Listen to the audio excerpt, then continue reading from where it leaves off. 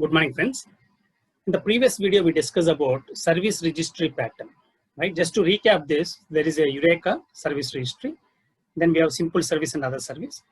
So these services are registered to Eureka, right? And in the other service, using REST template or web client, we call simple service, right? So instead of hard coding the IP address, we can give the service name. So with the help of this pattern, whenever the instance IP address is changed or more number of instances of simple services added also, inside the other service, we need not to change any code level changes are not required because we are referring with simple service, right? Now in this video, we are going to discuss about circuit breaker pattern, right? So if you look at this, say for example, from the other service, we are calling simple service. If the simple service is not responding, either service is down or the service is UCP utilization very high, it is not responding because there are more number of requests it has to serve. So it is not able to manage the back pressure, right? So in that case, when the other service is calling simple service and other service is called from some API gateway or maybe some other service, so this latency will propagate to all the services, right? So how to prevent a network or service failure from cascading to other services, right? For example, if this is not responding, so this will impact. And this is called from some other service like gateway, so that will also have a latency issue, right?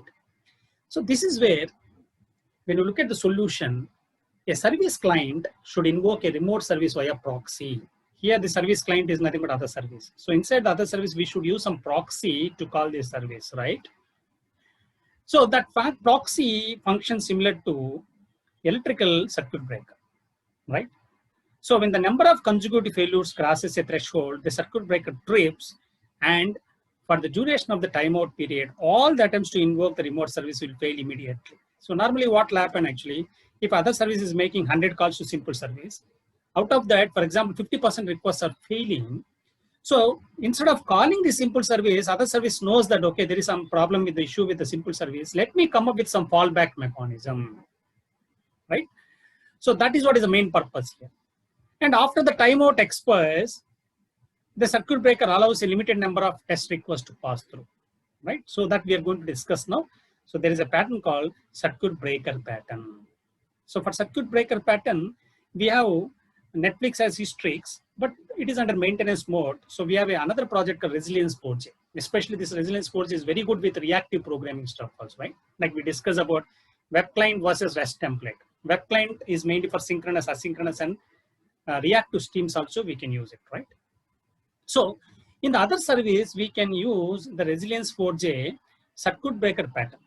So not only circuit breaker, Resilience 4J supports different patterns, right? For example, there is a bulk head pattern is there. Similarly, there's a retrieve pattern is there, time limiter pattern. There are different patterns are available. But in this particular demo, we are going to discuss about circuit breaker pattern.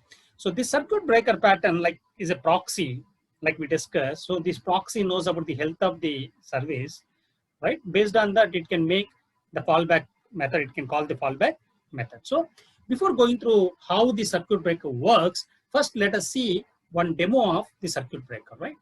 So here, like in the previous demo, we discussed about Eureka server. Like similarly, there's a simple service, then other service, right? But in this demo, we are using the same thing. So there is a Eureka service running. Similarly, Eureka service running. Similarly, we can see simple service running. Now we are going to start other service. This other service contains a circuit breaker implementation, right? So let me open this. In the pom.xml, so what are the dependencies you can observe here? Pom.xml, it's a Spring Boot starter web, right? So this is like a RESTful web service. Similarly, there's a Netflix Eureka client because we are using Eureka server here. Then for Resilience 4J, also there's a dependencies added, right? Resilience 4J Spring Boot 2. So we can select the latest version dependence, we can add it. Similarly, when we enable circuit breaker, right? So any point of time we want to monitor the metrics of circuit breaker. So what is required is, so Spring Boot starter actuator need to be enabled because this actuator is mainly for generating some metrics from Spring Boot application, right? Similarly, those metrics, if you want to monitor in some tool like Prometheus, then we can have one more dependency here. So there's a micrometer registry Prometheus. So that we are going to see, even we will start one Prometheus server also. There we will see what is the current state of the circuit breaker, right? Is it open or closed? I'll explain the life cycle of circuit breaker after the demo, right? And here, if you look at this main class, so there is a main application. which has Spring Boot application. Similarly, there's the enable discovery client, right? And here, same thing, like previous example, we discussed about REST template. So REST template is @b @load balanced, because by default REST template doesn't come with a lookup to Eureka behavior. By decorating load balance, the REST template is capable of looking to Eureka server. So we need to enable discovery client. At the same time, for REST template, we have to put @load balance, right? Now let us see other service. So this other service annotated with REST controller, because here we are exposing RESTful service, and this REST template is auto void, right? REST template is auto void. And inside the method, if you see here, so similar to the previous demo, we are using REST template get for object. We are calling simple service. Instead of hard coding the IP address of simple service, we are here this REST template look up to Eureka server and get the IP address of simple service, right? And this is going to return some string. For example, we saw in the previous demo, this returns faith. Then we are enriching with unshakable, so it becomes unshakable faith, right? So this is what we have seen in the previous example. So what is the new with this example is, this method is decorated with @circuit breaker. So the circuit breaker annotation is coming from, you can observe here. So resilience ports a circuit breaker annotation, circuit breaker, right? So we are annotating with circuit breaker and some name of the service, right? We can give some unique name, and this name we are going to refer in the YAML file also, right? Whenever we want to put some configuration for circuit breaker for a particular service, so this name is used, right? It is like ID. Then there is a fallback method, get default info. So here there is a fallback method, get default info, right? And very important thing is, whatever this method signature is there, the same thing should be there for the fallback method also, right? For example, if this method is returning string, it is not taking any argument here. Similarly, this method is returning string, it is not taking any argument except exception. So this is mandatory. We have to give exception, right? So whenever there is an issue with the service, external service, automatically it comes to fallback method, right? So let us see the demo first, actually, then I'll go through more details about this, right? And before that, in the source main resources, application YAML file, so this is where there is some configuration for the circuit breaker, right? So there is a resilience ports a circuit breaker. So there's a configuration like, so configuration default, sliding window type count base, sliding window size 100. So there are some options are defined for circuit breaker. Similarly, we are exposing management endpoint web.expose and include. This is for actuator point of view, right? When you expose this, we can see this metrics from the Prometheus tool also that we are going to discuss here, right? So what is these properties all about, right? Let us discuss about all these properties actually. So for that, let me go back to the slide here, right? So if you look at this, so this is something like life cycle of circuit breaker. You can see the state, different states of circuit breaker, right? So initially, circuit breaker will be in the closed state. So if it is in the closed statement, the other service will make a call to simple service. If the simple service is responding, fine. Otherwise, it comes to fallback method, right? So in the code, we have seen how to write the fallback method, right? And the circuit breaker, we need to put one annotation, right? @circuit breaker, wherever we are calling the service using REST template or web client, right? So initially it is in the closed state. That means the health of the service is good. So that's why it is calling the service. Service is not, if any less number of requests are failing, it comes to fallback method, right? Failure threshold is reached. For example, we can configure the threshold value here. If more number of requests are failing, assume that 60% of requests are failing to the service, right? Then instead of calling the service and coming back to fallback method, because there is a latency, right? We know that the health of the service is not good, then automatically the circuit breaker will go to open state. So it is based on the threshold value what we configure, right? It goes to open state. In the case of open state, so this other service will not attempt to call the simple service, directly it comes to fallback method, right? Because when it comes to open state means there is some issue with the simple service, right? More number of requests are failing, right? So in the open state, always it goes to fallback method. Then after some timeout, we can configure the timeout. Then from the open state, it comes to half open state. So in the half open state, what happens is less number of requests will act like a closed state and the more number of requests will be like an open state. So what is the meaning of this? We can configure it once again. For example, out of 100 requests, we can say 10 requests will be like closed state. That means 10 requests will try to attempt to simple service. If it is response is coming okay, otherwise it comes to fallback. But the 90% of the requests will be open state. So in the open state, what will happen? It will not attempt to call the simple service directly, it comes to fallback. So only will try to attempt only less number of requests, right? Out of those number of requests, for example, 10 requests, 60% of requests are failing. So once again, from half open state, it comes to open state because still there is a problem with that service line. But if lesser number of requests are failing, it is less than the threshold value, then from half open state, it can go to closed state. So this will completely recursively, it is working actually. Recursively, it will work, right? Automatically, it will be closed state, health is good, closed state. Then if the threshold value is reached open state, then reset timeout, half open state. So all these properties are configurable, right? So especially this circuit breaker is very good when we are calling external services. See, when you are calling internal service as part of microservice ecosystem, then we can identify the root cause of that service, actually where exactly problem is coming. Then we can start tweaking or tuning that particular service, right? If the service is not responding more than 100 requests or 200 requests, then we can try to increase number of instances also. But when it comes to external service, so which is like a black box actually, because we don't know the implementation of external service, this is where the really circuit breaker pattern will help us to reduce the latency problems, right? In the application.yaml file, if you observe here, there is a resilience forces circuit breaker configuration is given, right? So sliding window type is count based. We can use count based or time based.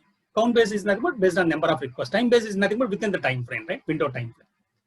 So count based, for example, sliding window size is 100, right?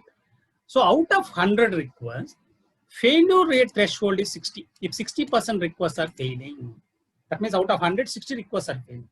So initially, like we discussed, so the circuit breaker will be in closed state, right? So in the closed state, so what is the behavior of closed state?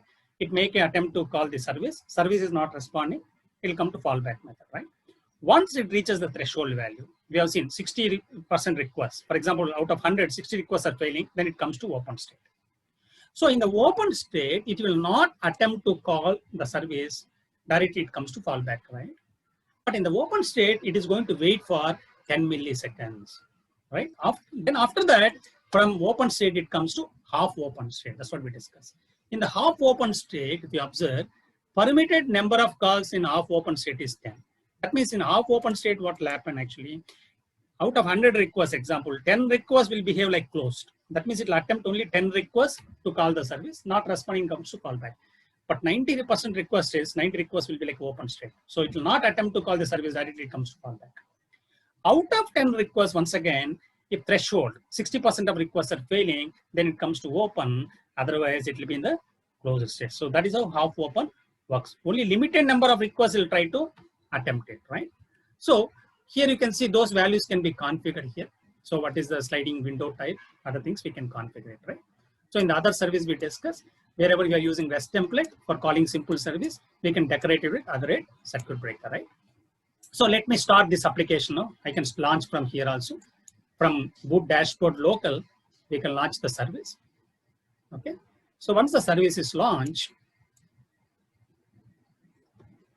right. So let me go back to browser and try with the local host 8761. You can see here. This is where Eureka server is running. We can observe both the service. Simple service is running on 8080, other service is running on 8081, right? So let me go to Postman, try with localhost 8080 when I say send. Here I got faith, 8081 and say send, unshakable faith, right? That means the service is working. Then how do you test it? Normally we need to put lot of load, right? Using load runner or JMeter, when you put load, then we can understand the health of the service. For the demo purpose, what we will do is we will stop this service, right? Let me stop simple service. I'll just say stop, right? Let me stop the simple service. And when I come back to 8081, other service, if I make a call, then automatically it will go to where actually it goes to fallback method, right? It comes to fallback method because the service is not available. But in the real time, we should put some load on the simple service and see how the circuit breaker works, right? So let me go back to here and say 8081 when I say send, and you can observe the output.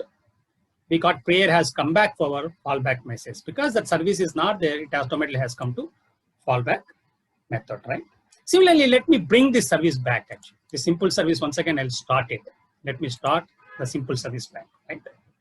So in the real time, we'll have a simple service where let us put a lot of load on simple service using some load runner, JMeter, other things. Then automatically make sure that there actually we have to put some kind of load on that. Then we'll understand how it is responding, right? So now let me go back to Postman and try to attempt localhost 8081. When I say send, then we are getting unshakable faith. Because now the simple services are automatically other services able to make the call to simple service. So this is how we can implement circuit breaker pattern. So we will, once again, we can monitor, I told you, right? When you're running some circuit breaker pattern, circuit breaker is going to generate some metrics because we have used actuator, right? In the pom.xml, we define the actuator. Similarly, in the application.yaml file, we are exposing actuator endpoint, right? So if you want to monitor this in Prometheus tool, so let me go back to Prometheus here. For example, there's a software Prometheus. When you extract Prometheus, there is one Prometheus YML file. Inside the YML file, here there are some jobs we need to define. For example, here I define job name Spring Actuator, and there is a metrics path /actuator /Prometheus, right? For example, if I go back to 8081, when I try 8081, localhost 8081, where actuator is enabled, right? When you say actuator, so send here you can observe these are all actuator endpoint. There is one actuator endpoint for circuit breaker. Similarly, you can see actuator endpoint for bulkhead, right? Similarly, there would be one actuator endpoint for Prometheus also you can observe here, right? So let me come here. Can you see it? Actuator /Prometheus, right? So these things are automatically enabled by configuring this management endpoints web expose and include star. Similarly, endpoint health show details always, right? Now, if I go back to Prometheus here, in the Prometheus YML file, here what is mentioned, metrics path /actuator /Prometheus. That means in the 8081 where other service is running, this actuator is exposing this actuator Prometheus, right? So that we are trying to connect here. And the target server is nothing but localhost 8081, right? And this Prometheus is running in, so there is a 9090 port actually. So that is a default port in Prometheus. So you can see here, the target port is 9090. So that we will check it right now. Okay, let me start the Prometheus server now. Let me start the Prometheus server is started. So from the browser, if I select localhost 9090, enter. So you can see the Prometheus UI we can see here. And when you go to status, targets, here you can observe there is a 8081 /actuator Prometheus endpoint is coming, right? So when I say graph here, if I go, even you can see up status of the services up, right?